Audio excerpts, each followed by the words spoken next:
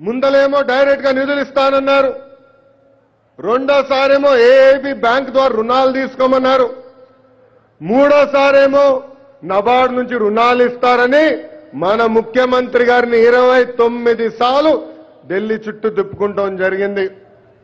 చివరిగా 4వ సంవత్సరంగా వచ్చేగల ఇతర రాష్ట్రాలకి ప్రత్యేక హోదా ఇచ్చి మనకి నమ్మక ద్రోహం చేస్తాం జరిగింది. ఒక్కసారి మీరు ఆలోచించండి, 2014లో 16,000 కోట్ల లోటు బడ్జెట్తో రాష్ట్రం ఏర్పాటు చేస్తాం జరిగింది. కానీ మనకి ఎలాంటి లోటు లేకుండా ఈ రోజు మన నాయకుడు చంద్రబాబు నాయుడు గారు పరిపాలిస్తాం జరిగింది.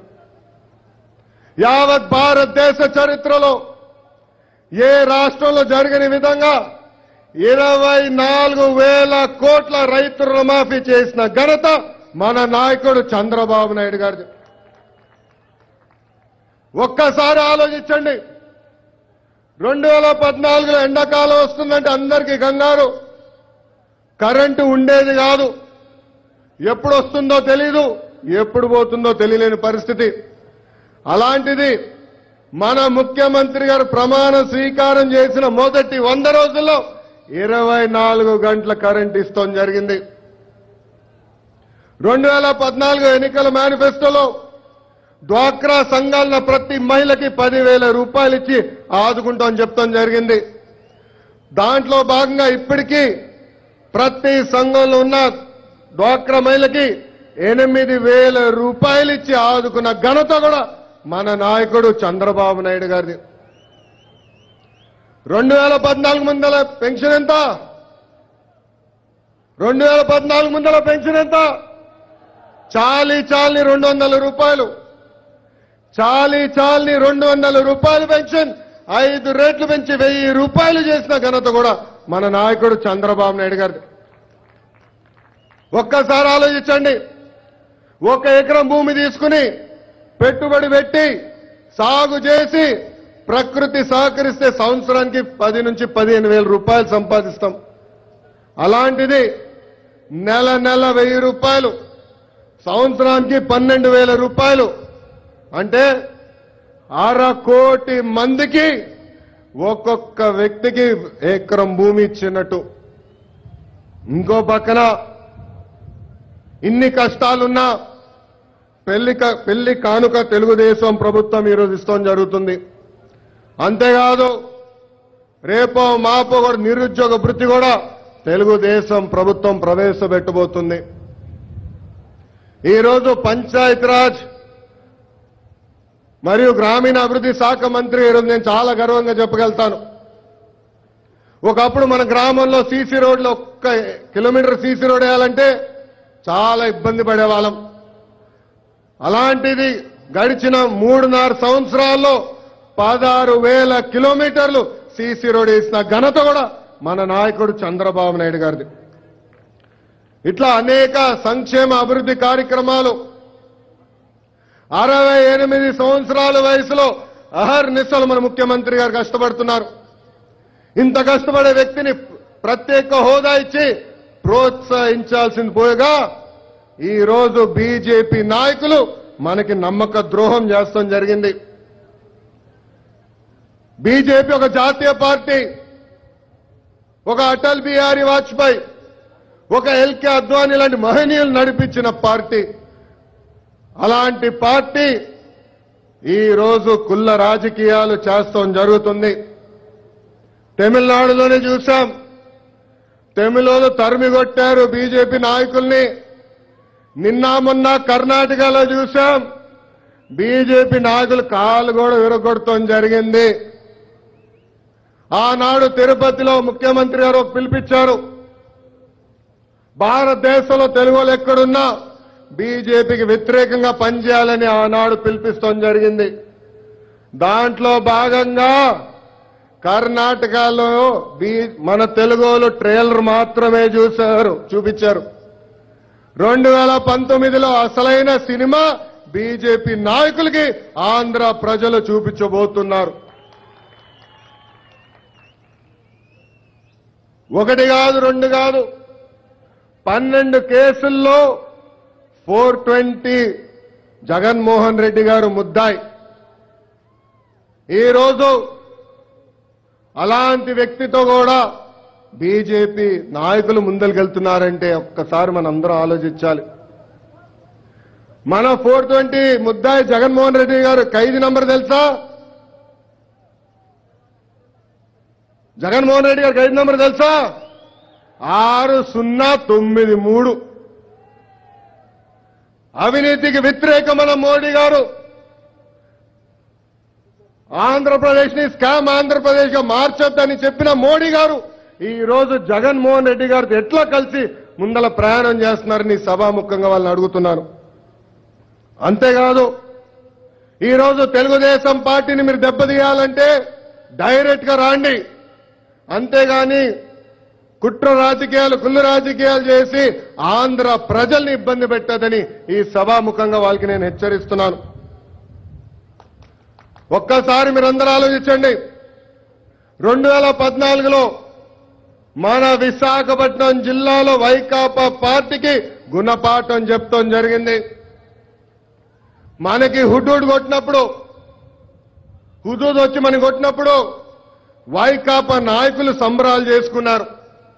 ఆనాడు వాళ్ళు ఫేస్బుక్ లో కూడా పెట్టారు, చూసారా విజయలక్ష్మి గారు ఓడిచ్చారు కనుక హుడూడ్ విశాఖపట్నాన్ని కొట్టిందని. ఇదేమి అన్యాయం అని అడుగుతున్నా. ఏనాడు జగన్మోహన్ రెడ్డి గారు ఇది ఖండించలేదు. మా నాయకులు మా కార్యకర్తలు తప్పు చేశారని ఏనాడు జగన్మోహన్ రెడ్డి గారు ఖండించలేదు.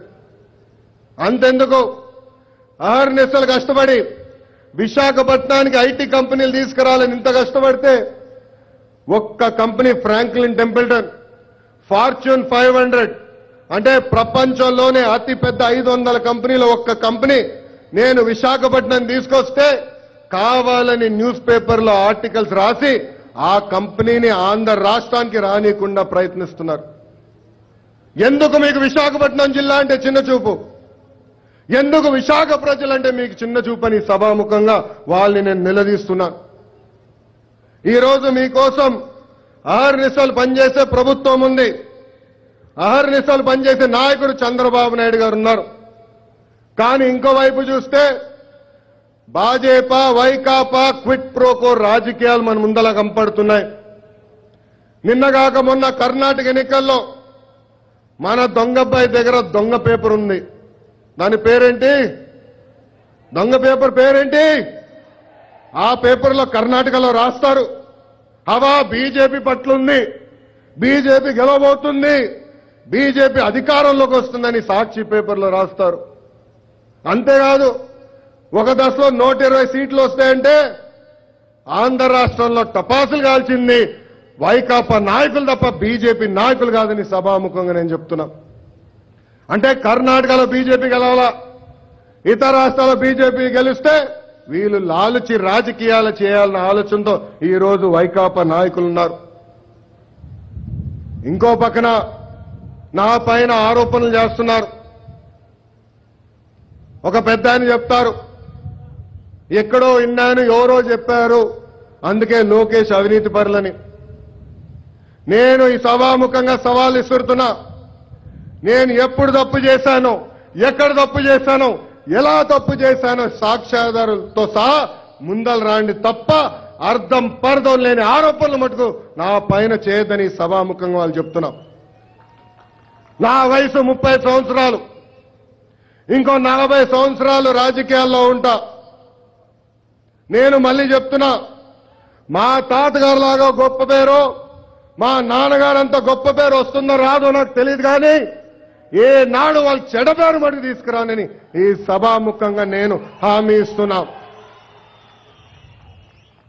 ఇంకో పక్కన బీజేపీ నాయకుల్ని హెచ్చరిస్తున్నా. అయా ఇందిరాగాంధీ గారే తెలుగు జాతి పౌరుషాన్ని తట్టుకోలేకపోయారు. ఆనాడు మెజారిటీ ఉన్న విశ్వవిఖ్యాత నట సార్వభౌమ స్వర్గీయ శ్రీ నందమూరి తారక రామారావు గారు దించితే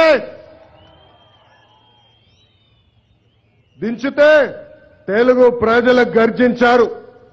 ఆ గర్జన తట్టుకోలేక మళ్ళీ 31 రోజుల్లో మన అన్నగారిని ముఖ్యమంత్రి పీఠం మీద పెడతాం జరిగింది. 132 సంవత్సరాలున్న కాంగ్రెస్ పార్టీ 2014 మనకి అన్యాయం చేసిందని మీరు డిపాజిట్లు లేకుండా చేస్తాం జరిగింది. ఈ రోజు బీజేపీ పార్టీ కూడా తెలుగు ప్రజలు పైన కుట్ర రాజకీయాలు చేస్తున్నారు. రాబోయే రోజుల్లో అదే గతి బీజేపీ పార్టీ కూడా పట్టుబోతుందని ఈ సభాముఖంగా నేను మీ అందరికీ తెలుపడం జరుగుతుంది. నేను ఇక్కడున్న ప్రజలందరికీ కోరేది ఒకటే, కులాల అతీతంగా, మతాల అతీతంగా, ప్రాంతాల అతీతంగా మన నాయకుడు చంద్రబాబు నాయుడు గారి నాయకత్వాన్ని బలోపేతం చేయాల్సిన అవసరం చాలా ఉంది. కుల రాజకీయాలు వాడుతున్నారు. అంతెందుకు వెంకన్ని కూడా ఈ రోజు విభజన సమస్యల్ని పక్కన పెట్టడానికి వెంకన్ని కూడా దించడం జరిగింది. టీటీడీలో అన్యాయాలు జరుగుతున్నాయని చెప్తున్నారు. అయ్యా, నేను మిమ్మల్ని ఒకటి అడుగుతున్నా. 2009 ముందర రాజశేఖర రెడ్డి గారు ఇట్లనే అన్నారు, వెంకన్నకి 7 కొండలు అవసరం లేదని చెప్పడం జరిగింది. ఆనాడు ముఖ్యమంత్రి గారు ఒకటే చెప్పారు, 7 కొండల జోలికి ఎవరు వెళ్ళినా వాళ్ళు మాడి మసైపోతారని ఆనాడు అసెంబ్లీలోనే చెప్తాం జరిగింది. ఆ సంస్కృతి మాది కాదు, అది మీది. ఆర్నిసల వెంకన్నకి కాపలా కాసింది మన నాయకుడు చంద్రబాబు నాయుడు గారు. ఇంకో పక్కన 2 ప్రాంతాల మధ్య చిచ్చు పెడడానికి ప్రయత్నిస్తారు. మనం బీజేపీ ప్రభుత్వం నుంచి బయటకు వచ్చిన తర్వాత బీజేపీ సోదరులు రాయలసీమకి వెళ్ళి రాయలసీమ డిక్లరేషన్ అని చెప్తారు. ఇట్లా మన మధ్య చిచ్చు పెట్టి మనలో ఉన్న ఐక్యతని కూలగొట్టి అనేక సమస్యలు సృష్టించాలని ప్రతిపక్ష పార్టీలు, నాయకులు ఆలోచిస్తున్నారు. అందుకే నేను మిమ్మల్ని అందరినీ కోరుతున్నా, 68 సంవత్సరాల వయసులో అహర్నిశలు మన కోసం పనిచేసే నాయకుడు చంద్రబాబు నాయుడు గారి నాయకత్వాన్ని మరింత బలోపేతం చేయాలని మిమ్మల్ని అందరూ కోరుకుంటూ, చివరిగా తెలుగుదేశం పార్టీ కార్యకర్తలు ఒకటే పిలిపిస్తున్నా, ఇంకొక సంవత్సరంలో ఎన్నికలు ఉంటాయి. నాకు ఎలాంటి సందేహం లేదు, 25కి 25 పార్లమెంట్ తెలుగుదేశం పార్టీ గెలవబోతుంది. నాకు సందేహం లేదు.